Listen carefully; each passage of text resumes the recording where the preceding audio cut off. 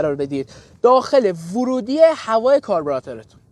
یعنی شما این لاستیکی که میره به هواکش، حالا من هواکش اسپورت دارم، اون لاستیک نه، اون لاستیک رو یا بستش رو باز میکنید میذارید کنار، اینو رد میکنید داخل کاربراتور که خیلی بهتره، یا اگه عجله کار داشتید یه سوراخ کوچیک داخلش بزنید، اینو رد کنید داخلش و از اونجا گاز رو تزریق کنید به داخل کاربراتور. خب دوستان ببینید من الان این جای اچپیل ساساتمو ندارم، از همینجا رد میکنم داخل و از همینجا تزریق میکنم به موتور. بریم یه تست بزنیم.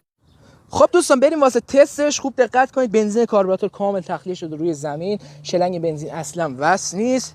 یه تست بدون بنزین میزنیم، ببینید موتور روشن نمیشه. خب حالا گاز ما وصل میکنیم به کاربراتور، به ورودی هواش، یه ذره گاز رو باز میکنیم، هندل میزنیم